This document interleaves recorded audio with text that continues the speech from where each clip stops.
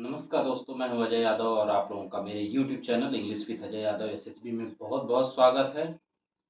आज class start करने से पहले मैं एक रिक्वेस्ट करना चाहूँगा कि यदि आप मेरे इस YouTube चैनल को सब्सक्राइब ना किए हों तो कृपया जल्द से जल्द सब्सक्राइब करें और पूरे लास्ट तक वीडियो देखें, जिससे पूरी तरह से जो इंग्लिश ट्रांसलेशन है, इंग्लिश ग्रामर है, वो आपको समझ आ सके और इसका आप यूटिलाइजेशन भविष्य में कर सकें। तो चलिए हम स्टार्ट करते हैं। सबसे पहले आज हम बात करेंगे, कल वाले क्लास में हमने पढ़ा था प्रेजेंट इंडेफिनिट के चारों एस्पेक्ट। कौन सा? एक affirmative, negative, interrogative and interrogative negative, four aspect we have already studied. Now what you have to study. अब हमें पढ़ना है प्रेजेंट कंटिन्यूअस टेंस। इसके भी मैंने बताया था, ये हम पढ़ेंगे आज प्रेजेंट।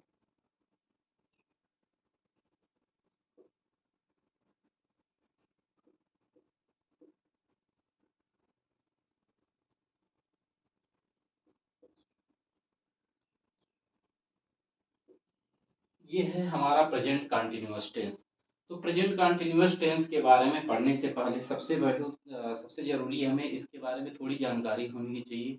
ये प्रेजेंट है क्या, इसका जो शाब्दिक अर्थ निकलता क्या है। प्रेजेंट का मतलब वर्तमान, कंटिन्यू का मतलब कोई काम का जारी होना। ओके, रिसेंट में ही कुछ समय पहले से कोई काम स्टार्ट हुआ है और अभी भी वो जारी है। कोई टाइम फिक्सेशन नहीं दिया है कि नहीं, वो इसका इंफॉर्मेशन नहीं दिया जाता है इसमें कि वो काम कब से स्टार्ट है। केवल काम को स्टार्ट है और अभी भी प्रेजेंट में भी वो कंटिन्यू है। तो ऐसे वाक्य को हम बोलते हैं प्रेजेंट कंटिन्यूअस टेंस। ओके, ऐसा एक्शन जो अनिश्चित समय पे स्टार्ट हुआ था, उसका कोई फिक्स टाइम नहीं है कि कितने बजे, कितने समय, कितने महीने से स्टार्ट है, लेकिन इससे यही रिप्रेजेंट होता है कि वो अभी जल्द रिसेंट में ही वो स्टार्ट हुआ और अभी भी जो हम जब बात कर रहे होते हैं तो उस समय वो काम क्या होता है, कंटिन्यू होता है, वो जारी रह रहा होता है, वो काम एक्शन में होता है। तो इसलिए इसको हम प्रेजेंट कंटिन्यूअस टेंस का नाम देते हैं। और इसके भी जो कितने एस्पेक्ट हैं, इसके चार एस्पेक्ट हैं। कितने एस्पेक्ट हैं? चार। सिंपल, जिसे सिंपल सेंटेंस या अफर्मेटिव सेंटेंस, जिसे हिंदी में साधारण वाक्य बोलते हैं। दूसरा जो होता है नेगेटिव, जिसे हिंदी में नकारात्मक वाक्य। तीसरा जो होता है इंट्रोगेटिव, इंट्रोगेटिव को हम क्या बोलते हैं बच्चों?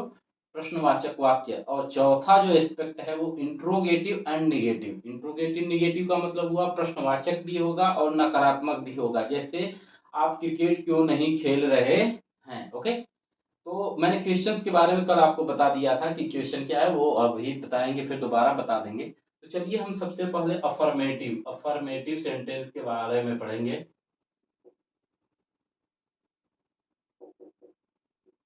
अफर्मेटिव अफर्मेटिव सेंटेंस होता क्या है? अफर्मेटिव का मतलब सकारात्मक, कोई एक्शन का क्या है, वो कंटिन्यू है, वो एक्टिव है, वो पॉजिटिव वे में एक्टिव है। ओके, पॉजिटिव वे, सकारात्मक रूप से वो कार्य हो रहा है, उसमें कोई निगेटिविटी नहीं है। तो जैसे मैं कहूं कि मैं आप लोगों को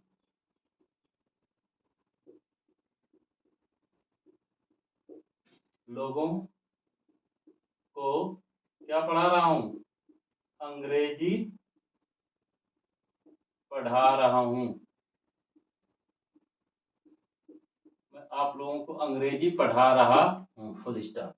ओके, अब ये देखिए इसकी पहचान में क्या, इसकी क्या है, इसको कैसे पहचानेंगे प्रेजेंट कंटिन्यूअस। तो इसकी जो पहचान होती है, मैंने अभी बताया था कि पहचान यही होता है कि वर्तमान समय में कार्य जारी होना। और पढ़ा रहा हूं, पढ़ा रहा हूं, ये क्या हुआ? लास्ट में रहा हूं, रही हूं, रहे हैं, ये जो वाक्य आते हैं ना, क्या आते हैं लास्ट में वाक्य के? क्या आते हैं? रहा हूं, रही हूं, रहे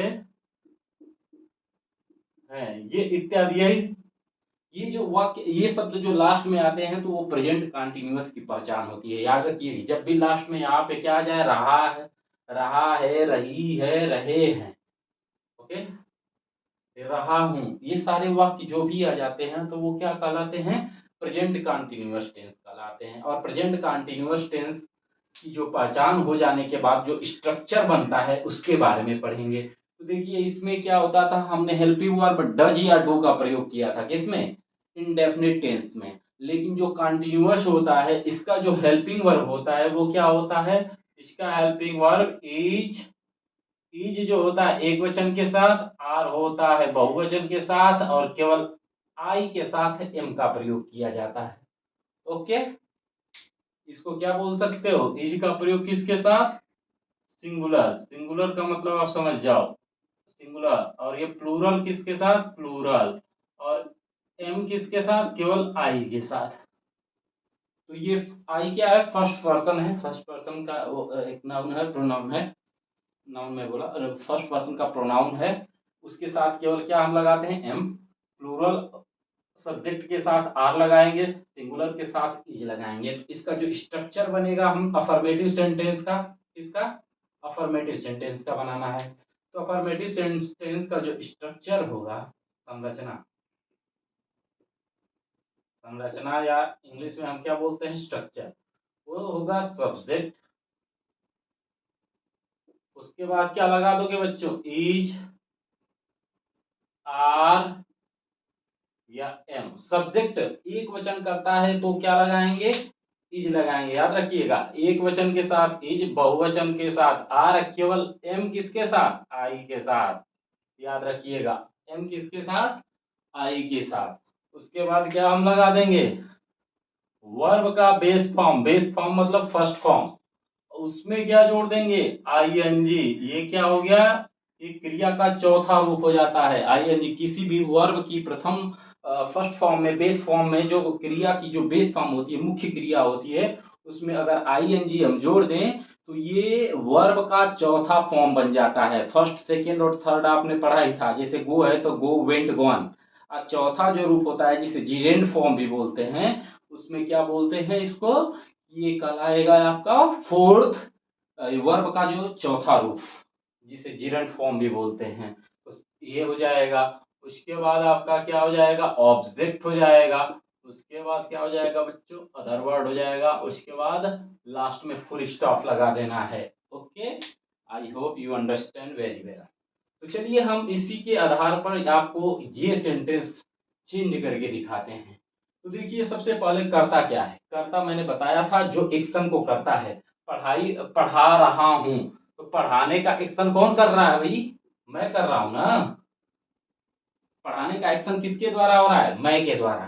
तो मैं की स्पेलिंग क्या होती है बच्चों, आई, क्या होती है, आई। और मैंने बताया था कि आई के साथ हमेशा किसका प्रयोग करोगे, एम का। तो आई एम, उसके बाद क्या लिख दोगे, आई एम, वर्ब का फर्स्ट फॉर्म, क्या वर्ब क्या हो रहा है, क्या हो रहा है, पढ़ाना।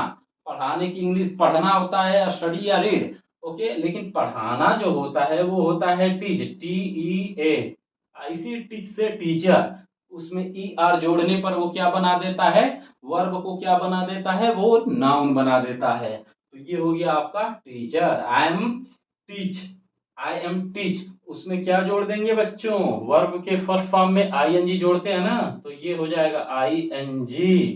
तो teaching, I am teaching English, क्या पढ़ा रहा हूं, इंग्लिश,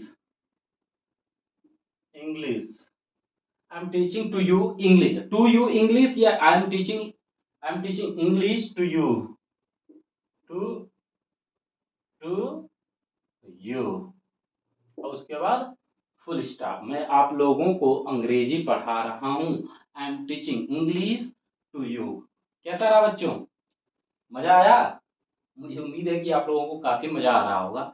और चलिए अब हम दूसरा जो सेंटेंस पढ़ेंगे उसमें थोड़ी सी बस करेक्शन करना है। ये आपका सेम रहेगा अगर हम बात करें किसकी, निगेटिव की। ये आप नोट कर लेना, निगेटिव सेंटेंस हम सेम संरचना रहेगा। अगर निगेटिव की अगर हम बात करें तो यहाँ पे क्या जोड़ दोगे, इज, आर, एम सेम रहेगा, इज, आर, एम तो सेम रहेगा, प्लस इसके साथ तुरंत नॉट लगा देंगे, क्या लगा देंगे, नॉट। और उसके बाद वर्ब में फर्स्ट फॉर्म का ING, और उसके बाद क्या लगा दोगे, ऑब्जेक्ट। और जैसे मैं अगर यहाँ पे उदाहरण के तौर पे अगर मैं कहूं, मैं की जगह पे क्या लगा दूं, आप लोगों को अंग्रेजी पढ़ा रहा हूं। आप लोग, अगर ये कहा जाए आपको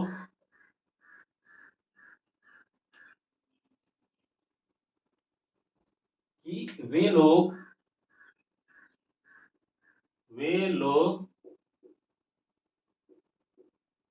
हमसे झूठ नहीं बोल रहे हैं। अच्छा, एक चीज मैं आप लोगों को बताना चाहता हूँ, ये जो सेंटेंस होता है ना, जो टेंस आप पढ़ते हो, तो ये अगर आपने ढंग से पढ़ लिया तो आपको इंग्लिश स्पीकिंग काफी आसान हो जाता है, क्योंकि हम अधिकतर इसी से, जो बोलचाल की भाषा में ऐसे ही वाक्यों का प्रयोग करते हैं। जैसे आप बोलते हो ना कि अरे वो मुझसे झूठ नहीं बोल रहे हैं, वो सही बोल रहे हैं, तो वही टेंस है। कौन सा टेंस है? वो कंटिन्यूअस टेंस की बात कर रहे हो। तो अब देखिए इसमें निगेटिव सेंटेंस में क्या हुआ। ये निगेटिव सेंटेंस में ये क्या आया है, क्या आ गया? ये निगेटिव सेंटेंस होगा ना, हम यहाँ पे निगेटिव की बात करेंगे। तो वे लोग हमसे झूठ नहीं बोल रहे हैं, तो यहाँ पे हमने क्या निगेटिव सेंटेंस के लिए क्या लगा दिया? केवल हेल्पिंग वर्ब के तुरंत बाद नॉट का प्रयोग, बाकी सेम रहेगा। तो यहाँ पे देखो सब्जेक्ट क्या है? दे। दे के साथ क्या लगाते हैं? दे बहुवचन है, वे लोग माने कई लोग, दो से अधिक लोग हैं। दे आर, और निगेटिव है तो हेल्पिंग वर्ब के तुरंत बाद क्या लगा देंगे? नॉट। वे लोग हमसे झूठ नहीं बोल रहे हैं, they are not speaking. Speaking, speak होता है, देखो स्पीक लगा दोगे फर्स्ट फॉर्म में, उसमें आईएनजी जोड़ दिया। दे आर नॉट स्पीकिंग लाई, और किससे? टू अस, हम लोगों से, मतलब हमसे या हम लोगों से, तो यूएस लास्ट में full stop. Okay, they are not speaking lie to us, हम लोगों, वे लोग हमसे झूठ नहीं बोल रहे हैं। तो बच्चों, किसी को किसी प्रकार का दिक्कत, आई होप कि किसी को किसी भी प्रकार का दिक्कत नहीं हो रहा होगा। अब हम बात करेंगे तीसरा जो सेंटेंस होता है आपका, तीसरा सेंटेंस होता है वो क्या होता है बच्चों? तीसरा जो सेंटेंस होता है आपका इंट्रोगेटिव। क्या आता है? इंटरोगेटिव। इंटरोगेटिव, इंटरो, स्पेलिंग बहुत लोग मिस्टेक करते हो, याद रख लेना। Interrogative sentence.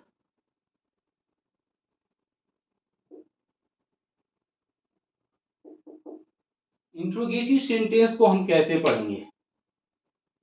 इंट्रोगेटिव सेंटेंस की जो पहचान होती है वो प्रश्न से। अब इसमें इंट्रोगेटिव का मतलब प्रश्नवाचक वाक्य। क्या होता है बच्चों? प्रश्नवाचक वाक्य। अब प्रश्नवाचक वाक्य दो तरह के होते हैं। एक होता है पहला एस नो टाइप, एस या no type. Yes no type का मतलब मैंने कल बताया था, जिसका उत्तर केवल हाँ या नहीं में दिया जाता है। क्या बोलते हैं? इसका आंसर जो है हाँ या नहीं में दिया जाता है। और प्रश्न किससे स्टार्ट होता है? जो वाक्य होता है, वाक्य क्या से प्रारंभ होता है, इस तरह के वाक्य में क्या से प्रारंभ होता है, होता है या शुरू होता है, कुछ भी लिख सकते हो। वाक्य क्या से प्रारंभ, वाक्य किससे, सॉरी ये भूल गया, वाक्य क्या से प्रारंभ होता है। जैसे मैं उदाहरण के तौर पे कहूं, क्या वे लोग,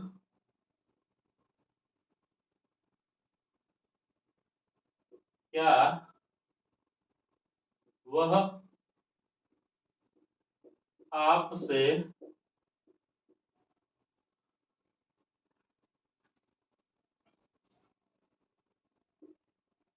बात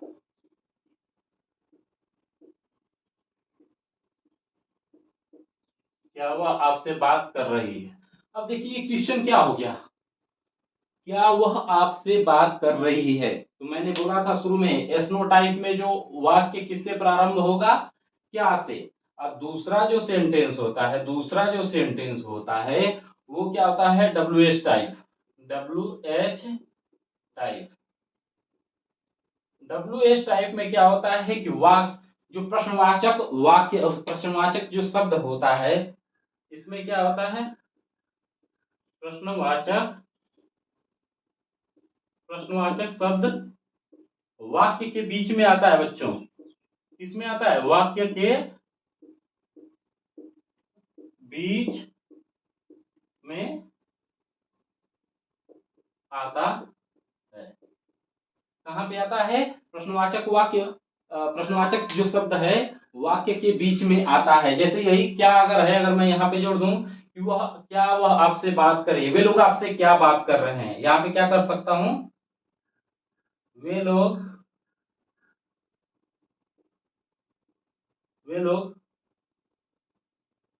आपसे क्यों झगड़ा कर रहे हैं। चलो, झगड़ा कर रहे हैं, और लास्ट में आएगा क्वेश्चन मार्क। तो ये दो तरह के सेंटेंस आ गए बच्चों।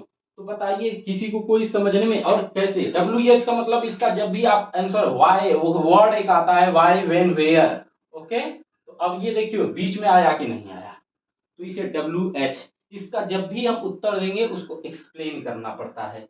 तो इस तरह की जो सेंटेंस होते हैं उसको बनाने के जो नियम होते हैं वो क्या होते हैं, वो तो देखो, इसका जो सबसे पहले वाले का एस्नो टाइप का, इसका मैं बताता हूं। सबसे क्या पहले लगाओगे बच्चों? सबसे पहले हेल्पिंग वर्ब। हेल्पिंग वर्ब में क्या आ जाएगा? Is, are, am, is, are, am, okay. उसके बाद क्या लगा दोगे? सब्जेक्ट। उसके बाद क्या लगाओगे बच्चों? सब्जेक्ट। सब्जेक्ट के तुरंत बाद, सब्जेक्ट के तुरंत बाद क्या लगा देना है? वर्ब का फर्स्ट फॉर्म। वर्ब का फर्स्ट फॉर्म, उसमें आईएनजी। वर्ब के फर्स्ट फॉर्म में आईएनजी। और उसके बाद क्या लगा दोगे? वर्ब के फर्स्ट फॉर्म में आईएनजी लगाने पर ऑब्जेक्ट। ऑब्जेक्ट क्या लगा दोगे बच्चों? ऑब्जेक्ट। ऑब्जेक्ट का मतलब कर्म, ओके। ऑब्जेक्ट लगा दोगे, और उसके बाद क्या लगा दोगे? अदर कोई वर्ड है तो लास्ट में क्वेश्चन मार्क मत भूलना। तो किसी को कोई दिक्कत? मुझे उम्मीद है कि किसी को कोई दिक्कत नहीं होगी। चलिए इस आधार पे हम एक सेंटेंस को बदलते हैं कि क्या वह आपसे बात कर रही है। तो जब क्या की बात आ जाए तो हेल्पिंग वर्ब, अब हम सब्जेक्ट सबसे पहले फाइंड करेंगे। तो बात कौन करेगा? वह। यहाँ एक्शन किसके द्वारा होगा? वह के द्वारा। कर रही है, देखो रही है मतलब स्त्री के लिए, तो स्त्री के लिए वह की इंग्लिश क्या होती है? सी होती है। तो सी के लिए हम क्या लगाते हैं? Helping verb. क्या से स्टार्ट है ना, तो सबसे पहले helping verb is, are, am में लगाएंगे। तो क्या हो जाएगा? इज हो जाएगा, इज। उसके बाद हेल्पिंग वर्ब के बाद तुरंत क्या लगाते हैं? सब्जेक्ट। तो सब्जेक्ट आपका ये है, तो इज सी। इज सी, क्या वह आपसे बात कर रही है? Is she. उसके बाद वर्ब के फर्स्ट फॉर्म में क्या लगा देंगे? वर्ब इसमें क्या है? बात करना। बात करने की स्पेलिंग क्या होती है? टॉक। टॉक। और उसमें क्या जोड़ देना है? आईएनजी। तो आपका आईएनजी जोड़ दोगे तो क्या हो जाएगा? इज सी टॉकिंग, और किससे बात कर रही है? टू यू, और लास्ट में question mark. Is she talking to you, क्या वो आपसे बात कर रही है? अब दूसरा, अब देखिए ये WH टाइप, जिसका हम आंसर एक्सप्लेन करके आंसर देना पड़ता है। तो ऐसे वाक्यों के लिए कुछ नहीं करना है बच्चों, इससे पहले वही क्वेश्चन वर्ड को ऐड कर देना है। क्या कर देना है? क्वेश्चन वर्ड को ऐड कर देना है। तब उसके बाद is, are, am, was, sorry, is, are, am लगाना है, बाकी सेम ही रहेगा। तो इसमें देखिए क्वेश्चन वर्ड आया क्या है बीच में, है ना जो, तो क्वेश्चन वर्ड क्या क्यों आया है, क्यों की स्पेलिंग होती क्या है बताइए आप? वाई। क्या लिखेंगे? वाई। अब देखिए वाई, वाई के बाद इज, आर, एम, वाज वही हो जाएगा। तो अब देखिए हमें फाइंड आउट करना है, क्या फाइंड आउट करना है? सब्जेक्ट को। तो सब्जेक्ट इसमें कौन झगड़ा करने का काम कर रहा है? वे लोग। तो वे की स्पेल, वे लोगों की स्पेलिंग क्या हो जाएगी? दे। तो दे होता है बहुवचन, याद रखिए, इज, आर, एम लगाना है ना पहले। दे होता है बहुवचन, तो बहुवचन के साथ हमेशा क्या लगाते हैं? आर। वाई, आर, उसके बाद तुरंत बाद सब्जेक्ट लगा देंगे, ये है ना सब्जेक्ट। तो why are, why are they, fight मतलब होता है झगड़ा करना, FIGHT, फाइट। उसमें फाइट में क्या जोड़ देंगे, ING। तो वाई आर दे फाइटिंग, और किससे झगड़ा कर रहे हैं, किससे, आपसे, टू यू, और लास्ट में क्वेश्चन वर्ड और क्वेश्चन मार्क। तो why are they fighting to you, why are they quarreling to you, quarrel माने भी झगड़ा करना होता है। तो ये रहा है आपका अफर्मेटिव। अब लास्ट सेंटेंस बच गया interrogative sentence, interrogative, negative, negative plus interrogative की अगर हम बात करें, ये देखिए ये तो हो गया। अब अगर हम इंट्रोगेटिव एंड निगेटिव दोनों एक साथ रहे तब क्या करेंगे, ये इसके लिए बहुत सिंपल, ये आप नोट कर लीजिएगा, रूल्स, सभी रूल्स जो है वो लिख लीजिएगा प्लीज, जो सभी रूल्स है वो प्लीज लिख लीजिएगा, नहीं तो काफी दिक्कत होगा। कुछ नहीं करना है बच्चों, इज आर एम के बाद तुरंत क्या लगाना है, सब्जेक्ट, सब्जेक्ट, और उसके तुरंत बाद, सब्जेक्ट के तुरंत बाद अगर निगेटिव भी है तो उसमें क्या कर देंगे, नॉट। यही बस जोड़ना है, और बाकी आपको कुछ नहीं जोड़ना है, कुछ नहीं जोड़ना है, बाकी सेम रूल रहेगा।